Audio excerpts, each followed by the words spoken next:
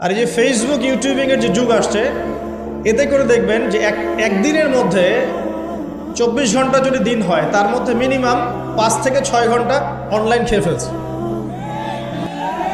হয়তো কোনো কাজ নাই, এমনি স্ক্রলিং, কে কি বলল, কে কি করলো, কে কাকে কি বলল, কে কার বিরুদ্ধে কি করলো, মজা। আমরা আসলে কিছু মনে করবেন না, আমরা জাতিগতভাবে অনেকটা ফ্যান্টাসি প্রিয় জাতি। আর ফ্যান্টাসি খুব ভালো লাগে, কনস্ট্রাকটিভ কাজ নাই। কনস্ট্রাকটিভ কাজ কি জানেন? ওই যে আরব বিশ্বের নাকের ডগায় বসে পশ্চিমারা যে কাজগুলো করছে, এগুলো কনস্ট্রাকটিভ কাজ। বিগত 100 বছরে তারা সারা বিশ্বের প্রত্যেকটা বড় বড় সেক্টরের নিয়ন্ত্রণ নিয়ে নিয়েছে, এটা কনস্ট্রাকটিভ কাজ। আপনি যে এডুকেশন সিস্টেমে পড়াশোনা করছেন, তার ভিত্তি, তার চাবিকাঠি, লাটাই ওদের হাতে। আপনি যে তথ্য প্রযুক্তিগুলো ব্যবহার করছেন না, এগুলোর সুতা, লাটাই ওদের হাতে। সারা বিশ্বের যে ফাইন্যান্সগুলো আছে, বড় বড় ফাইন্যান্স, এই ফাইন্যান্সগুলোর লাটাই ওদের হাতে। সারা বিশ্বের যে বড় বড় ব্যাংকিং সিস্টেমগুলো দেখেন, আর ব্যাংকিং সিস্টেমগুলোর ভবিষ্যৎ ভালো না। যারা ইকোনমিক্স জানেন তারা বুঝবেন, এদের লাটাই ওদের হাতে। পুরো ওয়ার্ল্ডের জিও পলিটিক্সের লাটাই ওদের হাতে।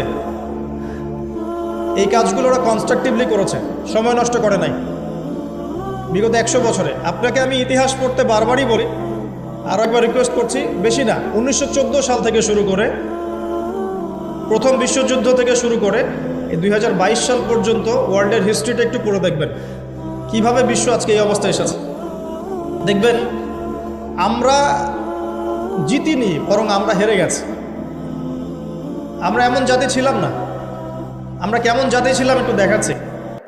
মুসলিম জাতির অবস্থা এমন ছিল যে মদিনার খেজুরের যে ছাদ, খেজুর গাছের পাতার তৈরি ছাদ, আর মাটির মসজিদে বসে মদিনা থেকে ওমর রাদিয়াল্লাহু আনহু, আবু বকর সিদ্দিক, উসমান রাদিয়াল্লাহু আনহু, আলী ইবনে আবি তালেব, 4 খলিফা, তাদের কথাই বলছি। ওই খেজুর গাছের মসজিদের মধ্যে বসে তারা অর্ধেক বিশ্ব শাসন করেছে। আমাদের অবস্থা এমন ছিল। আমাদের অবস্থা কেমন ছিল? এমন ছিল।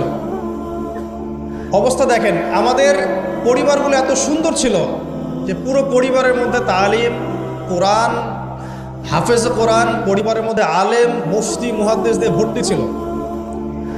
একজন বাদশার কথা আমি পড়েছিলাম হিস্ট্রি পড়তে গিয়ে, এটা অনেক পরের কথা, প্রায় উমাইয়া শাসনের কথা।